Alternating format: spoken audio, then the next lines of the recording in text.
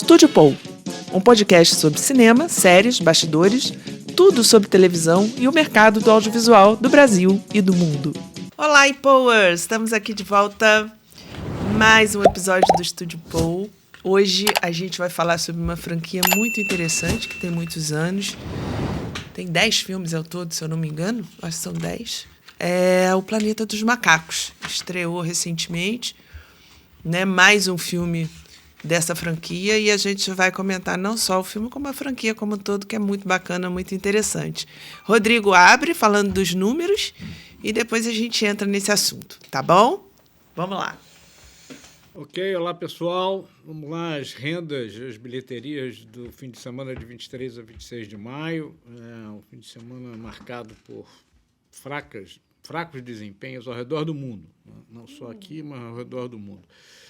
Aqui no Brasil, Furiosa foi o filme líder, com 326 mil ingressos e 7 milhões de renda, mas é um resultado bem inferior ao anterior, ao Mad Max Estrada da Fúria, que no seu primeiro fim de semana, em 2015, foi assistido por 623 mil pessoas. Em segundo lugar ficou o filme que a gente vai falar daqui a pouco, O Planeta dos Macacos, do Reinaldo, que está indo bem direito, está indo bem, já tem quase 2 milhões de ingressos, deve cruzar a marca dos 2 milhões agora, nessa semana. Então, muito mais que Mad Max, então. Não, e vai fechar com muito mais do que Mad Max. Já é a quarta maior bilheteria do ano e certamente vai estar entre as, digamos, não sei se as 10 principais, mas seguramente entre as 20 principais. E no resto do mundo, como eu já falei, rendas fracas. Nos Estados Unidos, o Furiosa brigou com o Garfield o fim de semana inteiro para ver quem ficava. Estava bem aqui, né? O Garfield está indo bem aqui também, muito bem. Mas lá o Furiosa ficou na frente por pouco.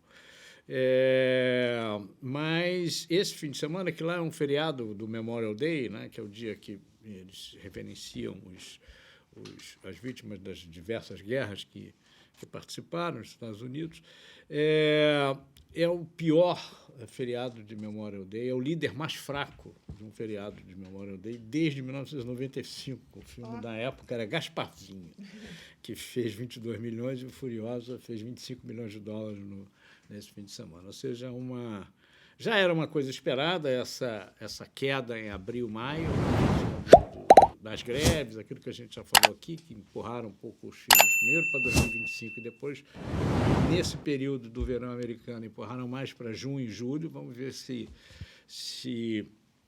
há uma reação exatamente a partir de junho, julho, agosto. Tem bons filmes marcados, tem boas expectativas. Vamos ver o que acontece daqui para frente. Essa franquia Mad Max, ela aí ao longo do tempo, ela é uma franquia importante. Mas meio errática o fluxo né? dela. Bom, eu gostei. Queria uma palavra. A gente tem que lembrar sempre o seguinte, porque as pessoas tendem a esquecer, até porque começa a gerar expectativa e tal. Mas é um spin-off, né? Quer dizer, é um chamado desdobramento, né? da história principal. A personagem não é o Max, não tem o Max. Não tem mais o Max. É uma saga Mad Max sem o Max. Sem o Max. O Max já ficou morreu. pelo caminho. Um lugar incerto e não sabido, né? Já teve Tina Conta Turner. Conta a história da origem lá da Furiosa, que é a Charlize Theron. Né? Teria no outro filme, né? Em geral, esse tipo de obra tende a ser mais fraca do que a original, do que seria uma sequência, se fosse de fato uma sequência do Estrada da Fúria. Não é. Não. É uma história que se passa só no meio. É um prequel, né? É isso, né? E que a gente não sabe onde está no tempo exatamente? Não, sabe. Sabe? Porque a história Mas o Mad Max não aparece aí nessa escala. Pelo que eu sei, nessa régua. Aparece, né? Não sei se, eu não vi o filme ainda, não sei se... Mas pelo que eu sei, ele não aparece. Mas, enfim, havia uma boa expectativa para o filme, uma expectativa que foi caindo na medida em que as pesquisas que são feitas para indicar o que vai abrir forte estavam já demonstrando que o filme tinha problema na aceitação do público, e confirmou, né? Ele foi bem abaixo das expectativas iniciais no mundo, né?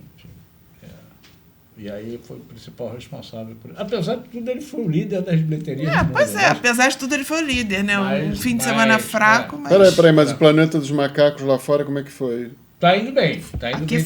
Mas o Mad Max foi melhor lá fora do que... Esse fim de semana, sim, mas no geral não vai ser. No geral não vai superar, não. Ah, tá. Não.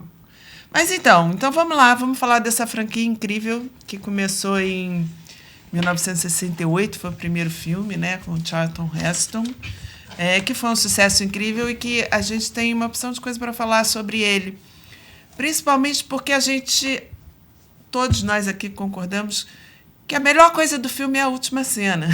Então, assim, é importante assistir o filme inteiro. Será que alguém não viu? A gente não vai dar spoiler. É um spoiler vintage, não, né? Todo mundo sabe. É um spoiler vintage.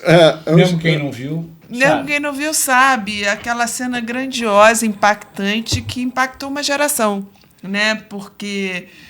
Descobri que aquele... Vamos falar logo, para não ficar... Para não ficar? Vamos entregar? Descobri que o planeta dos macacos era a Terra, né? Foi duro, foi difícil. Foi duro porque tinha uma Estátua da Liberdade afundada na areia. E aí vem o Charlton Heston, olha para aquilo, desgraçado. Oh, meu Deus, eles acabaram com o nosso planeta, né? Então tem muito esse sentimento, caramba, então é aqui, então... Depois de 2 horas naquele lugar, só a Estátua da Liberdade era o sinal de que aquilo era a Terra. Aquele era o nosso futuro, né? Mas aqui tem, enfim, eu não sei aqui quem de vocês, eu acho que eu sou o mais velho aqui, eu vi no cinema, na época do lançamento, em 1968. Não, eu não. Não, eu não. Eu vi na televisão. Então, eu acho, não tenho exatamente uma lembrança disso, mas acho que eu não fui, tipo assim, na primeira semana, enfim. E na época não tinha essa coisa, as pessoas não falavam mesmo o que ia acontecer, né? Não falavam. Só se falava o seguinte, tem um final espetacular, você tem que ver. A palavra spoiler não era usada no Brasil. Nem existia essa palavra. Eu vi essa palavra. Essa palavra não existia. Mas, enfim, uma das coisas que me marcou como espectador de cinema foi exatamente a reação da plateia, né, quando percebe que aquele planeta não é um planeta em que a nave caiu, não é por acaso, eles estavam numa nave espacial que teve lá uns problemas, pegou uma tempestade, sei lá, qualquer, uma tempestade solar, e de repente ela cai num planeta. E aí caem 2, se não me engano, ele e um... Eram 3. Eram 3, né? 3 sobrevivem, uma morre. 3 sobrevivem, e eles aí descobrem que aquele planeta é dominado pelos macacos, né? E aí vai todo o filme, você vai acompanhando o filme, é um filme de ação, uma ação na época ação para a época, Hoje ele é de tecnologia da época, isso tem que ser sempre lembrado. Hoje tem lembrando que o filme é um marco, né, na história da maquiagem do cinema. Sim. É um marco. Isso foi incrível. Ele chegou a ganhar um prêmio especial da academia. Não existia Oscar de maquiagem na época. E hoje, quando a gente vê, parece que tem muitos momentos filosóficos, né? A pessoa para falar sobre a vida. Pois é. Isso é impensável no Mad Max, por exemplo. Então, isso tudo tem que ser relativizado para a gente não cometer aqui um anacronismo, ou seja, de olhar aquele filme de 1968 com os olhos de hoje. Né? Eu tenho que lá lembrar. Eu lembro, isso para mim foi uma coisa que sempre me marcou. Os filmes da sequência não são grandes coisas. E com relação a esse spoiler, eu só queria lembrar também uma coisa, o seguinte, eu acho que nem é spoiler, acho que todo mundo sabe, porque lá pelas tantas, quando a Fox lançou, não sei se foi o DVD, se foi o Blu-ray, se foi o VHS, o que foi, mas foi no vídeo, no mercado de vídeo, a capa do cartaz era já a Estátua da Liberdade. Eu lembro que eu falei, mas contaram o final do filme na capa. Que era o melhor do filme, né? Que é o melhor do filme. Porque naquela altura todo mundo já sabia, né? Agora, o filme tem coisas muito interessantes, eu vou fazer assim uns comentários rápidos sobre isso. O Charlton Heston é um astronauta, mas ele está fumando charuto na nave espacial, né? Ele tira do bolso um charutão. Mas naquela época a gente fumava no avião, né? Inclusive fumava no avião? Na nave espacial. No estúdio de televisão. Exatamente. Com aqueles equipamentos todos e tal. Né? Basta lembrar da Inês, que para mim, genial, né? Tomada de Tom Jobim cantando Garota de Ipanema com Frank Sinatra e a fumaça do cigarro subia, eles ali fumando, o Frank Sinatra com aquela voz genial, fumava. Mas é um charutão que ele acende ali, e ele não fuma todo não, ele ainda apaga e guarda no bolso. Estamos falando coisas que o Pequeno Fios nem existia nessa época. O Pequeno Fios não era sequer um espermatozoide ainda. Não era. Isso para mim é vintage. Mas vocês sabem que eu tenho uma outra curiosidade, ainda permanece com essa como uma grande curiosidade. Eu já pesquisei isso e não consegui encontrar a resposta. É se o filme se utilizou e usou os gorilas como os principais repressores, os principais vilões daquele filme. Aparecem muito os chimpanzés, o orangotango, como, enfim, são pessoas, são indivíduos esclarecidos, amantes da ciência e tal, e os gorilas são, em geral, os policiais ou os militares.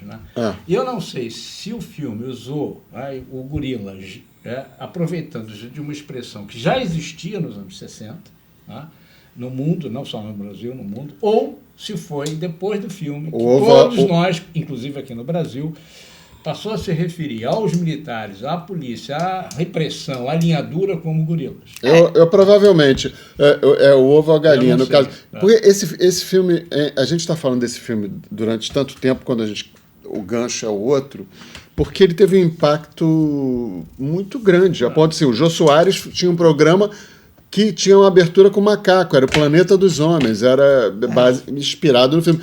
E, provavelmente essa expressão tomou conta e cresceu por causa do filme também. Porque foi uma distopia muito forte para a época, né? Hoje a gente está acostumado a várias distopias. Aquela foi muito impactante, foi uma proposta de futuro. Olha, o mundo pode dar muito errado, né? Então mexeu com todo esse inconsciente coletivo. Aliás, é uma distopia que tende um pouco a voltar, né? Está voltando. Tem muita coisa hoje que você discute. Tem séries de televisão que falam muito da ameaça do holocausto nuclear. Isso está voltando porque, enfim, a sociedade humana não está perdendo um pouco o chamado bom senso. E eu não vou descartar também o fato, quer dizer, esse filme é baseado num livro do Pierre Boulle, que é um escritor francês, o mesmo autor de A Ponte sobre o Rio Kwai, que virou um célebre filme com Alec Guinness.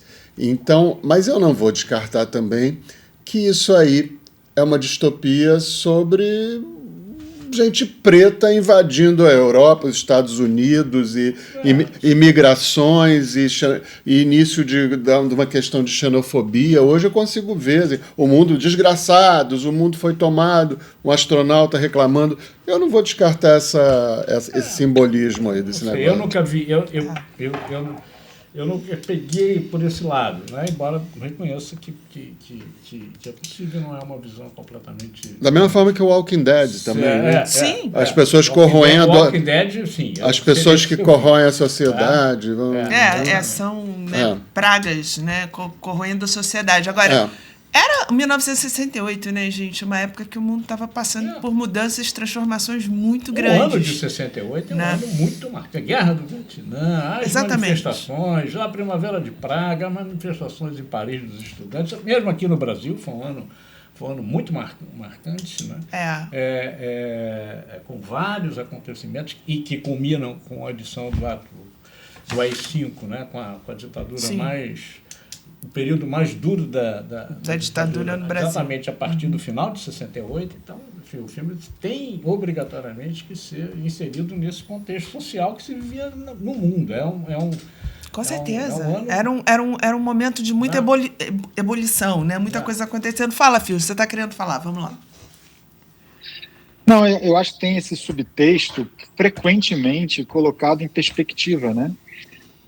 Os macacos ali, eles são os oprimidos, e aí acho que combina muito com o que o Milton tá trazendo nessa situação de os oprimidos em algum momento se revoltam ou se colocam numa posição versus, né, o opressor. Tem uma questão climática, hoje, que poderia fazer uma associação direta. Tem a filosofia em si, né, da filosofia do evolucionismo e a contraposição disso. Esse é o tipo, eu acho que esse é um tipo de narrativa ficcional, da ficção científica, que ela não vai se esgotar nunca, né? Porque ali está um pouco quem somos, de onde viemos e para onde vamos, né? E sei lá, parece ser sempre um lugar que a gente vai estar aqui velhinhos e vai ter um novo Planeta dos Macacos. Isso. Versão. Aliás, é isso, quer dizer, E é o que está acontecendo. Na verdade, é o que está inclusive, acontecendo. A franquia do Mad Max está diretamente ligada à questão climática. Sim. Mas é uma questão muito Falta rica, d'água. esse negócio que o Fios falou, porque no filme atual, eles explicam de alguma forma, eles fazem uma inversão da teoria da evolução, não sei se no atual ou no penúltimo.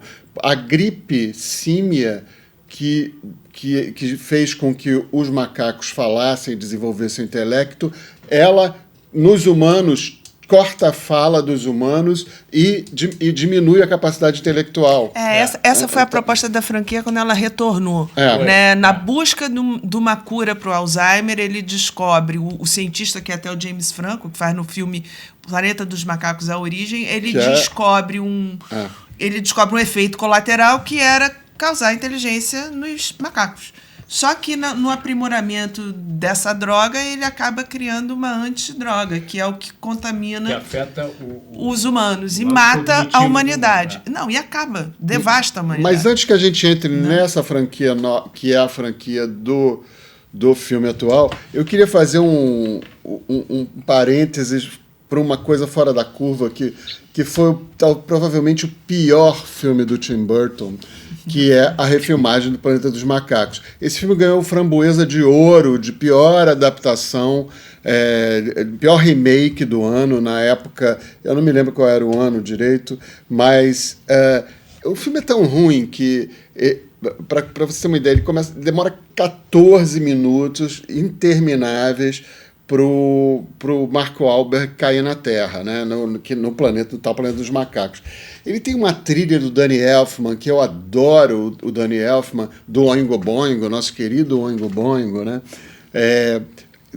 Que é um equívoco, mistura batuque, aí você associa batuque, macaco, preto, África, né?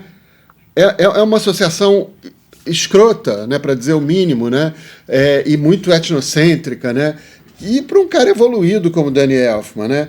Aí tem a pior coisa do mundo, que é Helena Bonham Carter, senhora Tim Burton, de Macaca Zira. No caso ela Michael Jackson. Michael Jackson. A cara do Michael Jackson. Ela o nome dela é Ari, para não ser Zira.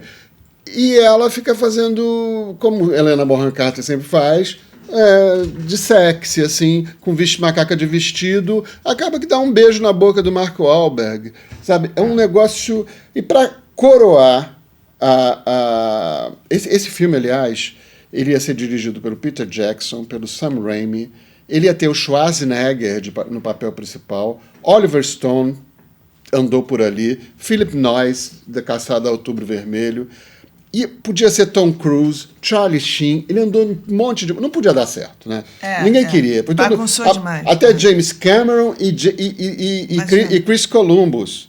Então, assim, acabou ganhando Framboesa de Ouro e prêmio de pior coadjuvante para Charlton Heston, que faz uma ponta. Ele faz. E Stella Warren. Então, assim, a cena do beijo na boca é um horror. Não, é um elenco estelar, hein? Porque tem estelar. Tim Roth, tem o Tim Roth. O vilão é o Tim Roth. É o Tim Roth. E para coroar, eles, para reproduzir em igual magnitude a cena da Estátua da Liberdade, o que eles fazem?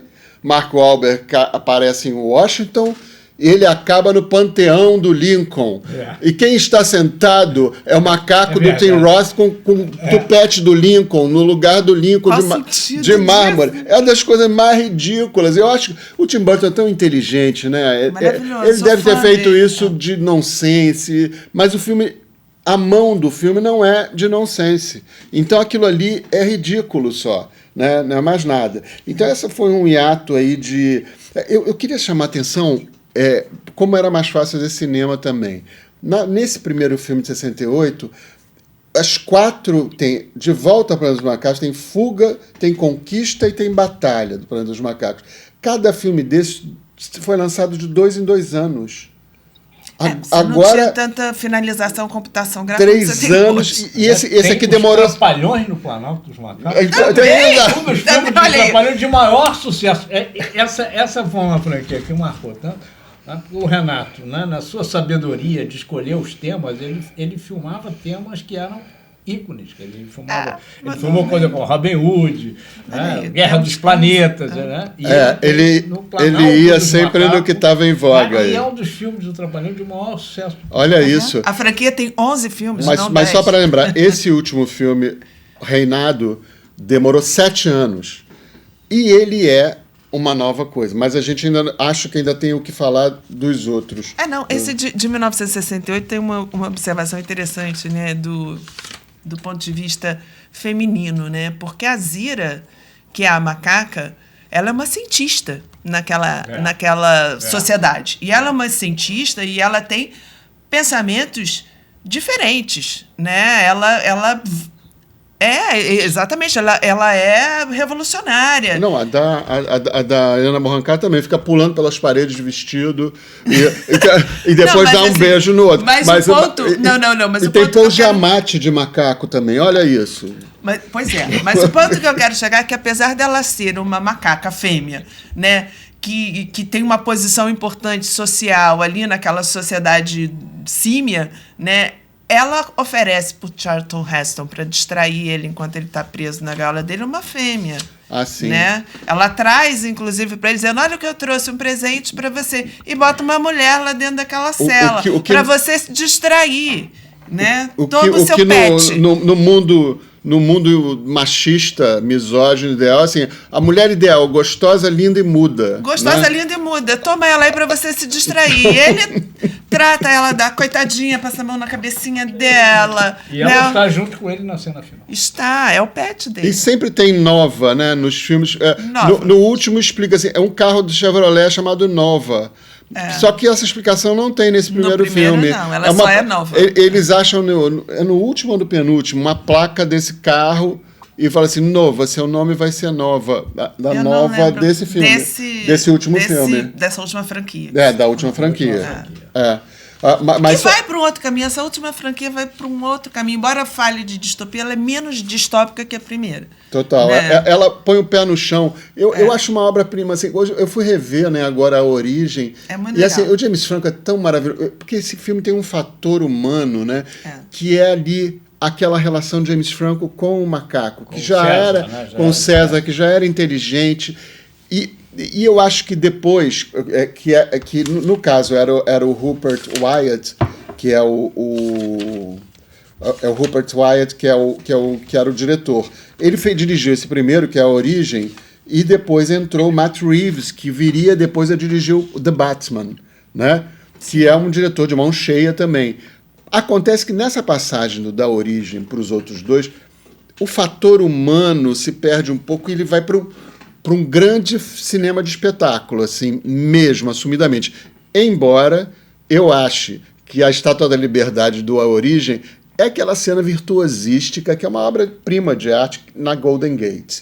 Aquela invasão ali. Aquilo ali é maravilhoso. Aquilo ali é um tour de force artístico e técnico, de edição, de tudo. E assim, eles andando pelas árvores. Foi o Rupert Wyatt que inventou isso. Eles aquela que coisa das folhas que vem caindo, aquilo é bonito, né? É muito legal. A Golden Gate invadida. Aí depois, essa é a parte do espetáculo, porque se você olhar bem o começo do A Origem, ele é mais humano. É humano. Ele é uma relação humana com o macaco. O Alzheimer, o cientista, o macaco, o desenvolvimento da inteligência, todo dentro da relação humana e do desenvolvimento humano. Aí quando entra o Matt Reeves, que é um diretor que já tinha feito outras coisas também, e ele está meio perdido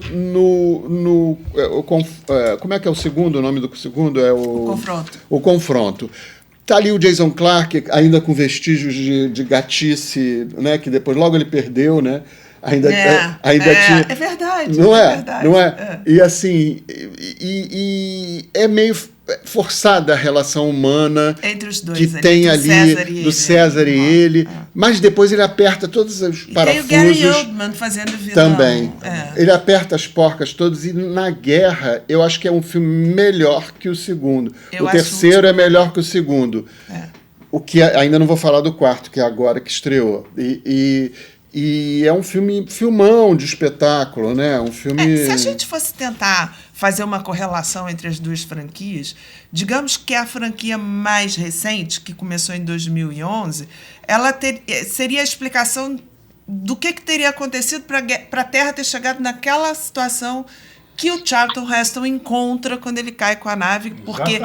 Porque o que tinha acontecido enquanto ele está naquela nave espacial? 700 anos se passaram. Né? Há uma distorção de tempo no espaço, porque ele passa por uma tempestade solar, e ele cai numa Terra de 700 anos depois. Então, digamos, essa franquia estaria explicando como teria se dado todo o processo. Exatamente. Né? Só para deixar claro um pouquinho, o que eu estava falando, entre a origem e a guerra e o confronto, eu acho que mudou, e na mudança de diretor, vai de uma visão artística para uma visão de aparato tecnológico. Assim. Estou falando do ponto de vista da direção. É uma grandiosidade de budgets também, que o outro, primeiro, já tinha também, mas não gastou tudo nisso. Ele precisou mostrar força, que o Batman mostra também depois, né? É uma coisa do Matt Reeves, mas só que ele depurou isso no terceiro. Então eu acho que vai indo uma evolução. Só que agora ele largou, né? E 7 anos depois aparece o Wes Ball, que dirigiu Maze Runner, com uma visão um pouco videogame do negócio, sabe? Como é Maze Runner. E das batalhas e de tudo. Mas eu não sei se vocês já querem falar do filme. Vamos entrar no Planeta dos Macacos, o Reinado. Todo mundo aqui assistiu. Vai, Fios, fala. Fala, Fios. Não, só em cada um deles, os macacos vão ficando mais com cara de macacos, né? Ou seja, existe uma evolução tecnológica em cima naturalmente né, de toda a tecnologia de 3D e etc. E que vai ficando cada vez mais interessante no sentido de espetáculo. Sim. Esses macacos cada vez mais com caras de macacos sendo inteligentes, né? E isso vai atraindo talvez a filosofia lá do início da primeira, né, assim, no sentido de como seria, então, essa questão da teoria do evolucionismo em cima disso, porque se a gente entra nesse último, assim, definitivamente você não consegue mais distinguir o real ali um pouco dos atores, né, ainda que naturalmente tem ali. Cara, é impressionante o CGI, vamos dizer assim, desses macacos novos. O Fios, a academia decidiu uns anos atrás que a performance capture ela não deveria ser premiada. Isso o que é uma pena, porque o Andy Serkis, como César, é uma performance maravilhosa, entendeu? De alguma forma eles estão ali.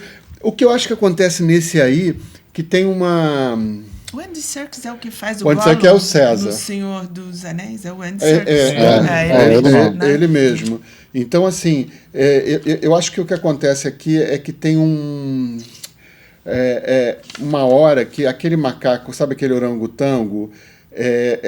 O Maurice. O Maurice. Não, Maurice, não. O orangotango do novo. Do novo. O Haka. Pra mim, ali não pareceu mais performance capture. Parece que tem uma pessoa vestida, parece um fofão vestido de Chewbacca, sabe? Assim, então assim, para mim pareceu... Parece mesmo. Não é? Uma fantasia meio Nanny People também. Assim. É uma coisa meio hippie, meio paz e amor. Eu acho que ele tem até uma referência aos próprios anos 60. Continua lá, lutando da forma dele. Eu fiquei em dúvida se era uma pessoa vestida ou era performance capture. Assim, eu acho que ali passou da mão. Assim, de alguma forma... não tinha alguém para segurar a onda ali do negócio. Você tem razão, mas eu não sei se não foi intencional. Não dá pra saber. Talvez. Não sei. Eu acho os cenários... E vou chamar a atenção para uma coisa. Sim, cenários lindíssimos. Aqueles cenários de navios abandonados aqui. Mas a direção de arte não acompanha. Não. Eu acho que o figurino não acompanha. Não é um conjunto, sabe? Não tem a mão que o Matt Reeves tem para amarrar tudo. Então, Peter Jackson. Mas claramente esse roteiro se inspirou em Casa do Dragão com o negócio das águias. É o negócio do dragão que vem lá na hora salvar no final. Olha o spoiler. Game of Thrones, né? Quer dizer, mas o tempo todo, desde o começo, já vem a águia ali para salvar. A águia é a criação de dragão do mesmo jeito. Eu acho que vamos fazer aí um negócio de um bicho que vem e é violento. Tem uma inspiração aí. Se a gente pensar de uma forma assim, organizando essa franquia, né, a gente tem a primeira fase lá, que é a fase que vai de 68 até o início dos anos 70, que tem aquele filme icônico que marcou tudo, e depois ela vai decaindo. Tá? Você tem um intervalo aí com o filme que é de 2001, o filme do Tim Burton, mas depois você tem a segunda fase, que é a origem. Que 2011, né? Que o Milton falou aqui, são bons filmes. São, né? É ótima a franquia. E agora você tem uma terceira fase que não começa bem, essa é a verdade. Né? Não. Quer dizer, ela não começa como marcante como foi o filme de 68 não. E o filme de 2000 e 2011, que é a origem, né? Quer dizer, Isso. como você falou, ele explica o que aconteceu lá. Eu acho que ele não é um filme que se basta. Ele é um cardápio de negócios. Olha, essa trilogia vai ter isso aqui. Estamos enunciando várias coisas, várias possibilidades, águias, não sei o que lá, mas um filme que não se basta. Eu estou curioso com outro aspecto. Quer dizer, ele é um filme que começa na Fox, Planeta dos Macacos é uma franquia do estúdio Fox, né, né, e aqui já é do 20th Century. Universal. O nome da Fox era 20th Century Fox. Yes. A Disney comprou, tirou o nome Fox, mas continua com o selo 20th Century. E é já uma produção da Disney. Né? E aí eu não sei... O que você acha que isso quer dizer? Pode ser que eles tenham, de fato, perdido um pouco essa cultura. Eu acho. Né, pode ser. Eu acho que esse filme não Eu não estou traz. cravando, não, mas é uma coisa que eu tenho curiosidade de ver daqui para frente. Certamente vai ter o segundo. É uma nova trilogia, até porque o filme não termina, né? Parece uma série, parece temporada de série. Exatamente. E agora você espera daqui a pouco. Agora vamos ver o que vai acontecer para saber o que aconteceu. com essa turma. Não é um filme, é uma plataforma, né? Cheio de essa cultura referências. de plataforma, enfim, a ver o que vai... Como vai prosseguir. E tem umas coisas que eles inventam, além das áreas, tem aquele magic click que bota na pessoa. Aquele toda hora tem um magic click, né? Tem. Em cima da pessoa para dar choque. Que ele refaz, né? Porque ele era muito esperto, muito... O Noah, que é o nosso personagem principal nessa nova franquia. É engraçado que eu senti falta assim, de um humano... Mais marcante. Mais marcante, porque essa nova não tem. Não é assim. Por exemplo, o coronel maluco, psicopata, vida louca, aloprado, que o Woody Harrelson faz tão bem, né? No terceiro filme, né? Isso é a especialidade dele. Ele faz bem demais aquele negócio. E é baseado lá no Coronel Kurtz, do Coração das Trevas, o livro que o Apocalipse Now se baseou também. Do Coppola, né? Então, falta um personagem humano assim, entendeu? Porque sempre foi. Ele estava ali, né? Na verdade, ele estava ali, porque tem um cara ali que dá uma assessoria lá mas não tem essa força, né? Mas não tem força nenhuma. Não tem esse desenho dramaturgo. O lugar estava lá, só não preencheram direito. A gente sempre tem dois pontos na franquia inteira, né? Um humano e um macaco. Né? Essa confronto tá faltando eterno. esse contraponto ali. Não veio, né? Ficou só uma história não de achou, uma não, comunidade dos macacos. Não, eu achei outras coisas também. Assim, Fala o que você achou. Como é que eles saem daquela fortaleza com uma facilidade incrível, né? Sim. E sobem e etc. Pô, tanto macaco não consegue, saem assim de uma facilidade. Mas, assim, quando você termina o filme, E tudo isso, né, passa de uma forma desapercebida do poder do que é uma história de vingança, né? Porque é o Noah vingando aquela situação, e o arco dele se passa ali, ele cresce de uma hora. Ele já é bonzinho, né? Ele já escala, ele já é um guerreirinho ali na tribo, mas você não encontra um pouco o crescimento dele, mas eu tô querendo dizer assim, o poder inevitavelmente de um plot de vingança, né? O resto fica um pouco, você até vai esquecendo um pouco coisas que passaram em cima disso. O que importa mesmo é que ele conseguiu trazer a família dele de volta, e ele consegue fazer isso através de um ritual ali quase o rito de passagem. É o rito de xamânico passagem ali dele. É o rito de passagem. Que ele constrói para isso, cara, que se dane a Fortaleza, que se dane tudo aquilo ali, né? Vamos que ele vai conseguir. O fofão assim. Chewbacca ajudou ele muito, né? Assim, tem um lance ali dele, do Caesar, que eu fiquei vendo ali uma proximidade com essa questão de religião, né? Assim, o quanto você acredita, o quanto o outro se apropria. Esse é um bom ponto. Isso é muito legal. Porque eu achei que ele fosse por aí, mas ele não vai, porque falta o rito. Né? Por exemplo, o segundo filme da primeira fase da franquia, lá, que é o filme de 69 ou de 70, que descobre os humanos que sobreviveram e que vivem em bunkers, em silos, e que adoram a bomba atômica. Né? A bomba atômica é uma espécie de ícone, de símbolo e tal. E aí você tem todo o ritual. Não existe religião sem rito, e eles não têm isso. Agora, o que eles têm é um ditador que manipula através de mentiras, né? Inclusive distorcendo as palavras originais do César, e manipula aquela população de explorados que está ali trabalhando. São explorados, para ele, né? Todos explorados. Isso é interessante, né? Como o mundo, Planeta dos Macacos entra no mundo da pós-verdade, né? Isso é, o César, que era esse cara legal, esse macaco ícone da virtude, né? E que fez grandes coisas pela nação dos macacos e tal, virou o ídolo dos bandidos, né? Totalmente distorcido. Tem várias coisas ali que tem a ver, como o de 68 tinha, isso tem a ver com agora. Né? Como, por exemplo, a desvalorização dos livros, da informação, da ciência. Isso é legal. Isso é uma coisa que está muito marcante. O filme está bem construído até, eu acho. Né? Quer dizer, aí você tem o humano, aí é que eu digo, tinha lá o espaço para você ter um humano, né, que tivesse uma participação maior, só que o roteirista não desenvolveu bem, o ator, sei lá. Né? Mas ele mesmo tenta várias vezes negar esse negócio. Né? Mas tem a importância dos livros, né? Quando os personagens descobrem livros. Tem isso, né? Ou seja, 300 anos depois, né? Toda a cultura tá ali, da qual o César era, sem dúvida, um líder, foi destruída. Né? E está havendo uma tentativa de reerguer através exatamente do autoritarismo. Então tem claramente essa mensagem. Essa mensagem no filme. Não está muito bem feita, mas tem. E é interessante que aquele símbolo que eles usam, né, de César, nada mais é do que a escotilha do sótão do filme Planeta dos Macacos, A Origem, que é onde ele cresce, na casa dele. Está no pingente lá Então dele. é o desenho da escotilha do sótão. É bem interessante isso. Eu acho até que pode melhorar. Assim, a direção não é ruim, ela só é um pouco desleixada. É como o outro chegou lá no 2, lá no episódio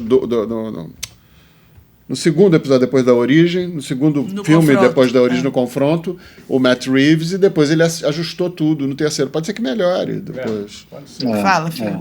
Tem uma cena muito bonita que eu achei particularmente, quando ele acha o como é que chama daquilo? A luneta, não. É o telescópio, não? É o telescópio. O telescópio. Shopping, né? Não é shopping. O telescópio. E olha os planetas e tal, ali, assim, e aí meu filho falou assim, Ô, pai, como é que isso está funcionando? Ele falou duas coisas interessantes para mim. Eu tive essa mesma reação. Pô, esse troço aí, eu fiquei até procurando, será que tem uma marca que vai durar 300 como é que ele anos? consegue? Ele falou duas coisas que eu não conseguia responder. Ele, como é que está funcionando? Ele falou assim, pai, por que a menina está de calça jeans? Olha, isso também é uma bela observação, porque isso na hora eu comentei também. Falei, mas que roupa é essa? Olha, ela tá toda suja, tá aquela fedentina de macaco, aquele barro, aquele negócio todo, e ela tá de gloss e lábio e batonzinho e rímel o tempo todo. Ela tá toda bonitinha. Isso é um desleixo de direção, entendeu? Ela não podia estar tão arrumadinha, né? Não é nem desleixo, é incompetência. É incompetência. Ela tá muito arrumadinha. Ela tomou cuidado, né? Ela fez errado. Ela cuidou daquela calça. Suja aqui com uma porrada de lábios com batom sempre. Não, e cuidou daquela calça. Aquela calça tá guardadinha, muito. Ela tá inteirinha daquele jeito. Na verdade, eles explicaram mal, né? Porque depois você entende um pouco. Que né? tem. Da onde ela veio. Ela tá ali com uma roupa da Gap, assim, pô. Da onde ela veio, né? Você entende de onde ela veio e, por exemplo, eu não vou dar. Aqui é um spoiler. Aqui é então spoiler, eu não vou dar. não vamos dar. Mas tem uma tentativa. Tem um porquê, depois a gente até entende. Mas mesmo assim a gente agora, questiona a questão do bem. telescópio está funcionando, né? 300 anos depois é genial, né? Agora, os cenários, vamos lá, os cenários lá da Last of Us estão maravilhosos, estão muito bem construídos, é uma concepção, é uma arte conceitual muito bacana, muito bem realizada. Isso é o ponto alto. É o ponto alto também para mim do filme. É o ponto alto, porque a trilha é péssima. Cara, a trilha faz uma referência à trilha do filme original, de 1968. A gente estava até falando sobre isso, que é uma trilha bem minimalista, esquisita, né? Porque a gente está falando de um mundo estranho. Então, ela é bem a ver com aquela época. Mas eu achei convencional, assim. Né? E a de hoje faz referência a ela, mas a gente não gosta muito, né? Porque não faz tanto sentido com esse mundo que ele traz, né? Não. E ele faz também aqueles espantalhos, aqueles scarecrows que eles têm lá, que também tem no primeiro, em X, 68. Assim, né? Então tem umas referências ao filme de 68, ao filme A Origem, e mais assim esse cardápio que você falou do que podemos ter pela frente. Eu acho que o Owen Thigg, que faz o Noah, ele está bem, da mesma forma que o Andy Serkis, mas o Andy Serkis era muito maravilhoso. Assim. O Owen Thigg é um ator que fez muito filme de terror e muita coisa do Stephen King, fez The Stand, fez várias outras séries. E ele está bem ali. Acho que dá para ver, né? Assim, mas a academia continua achando que isso não é uma performance para ser premiada.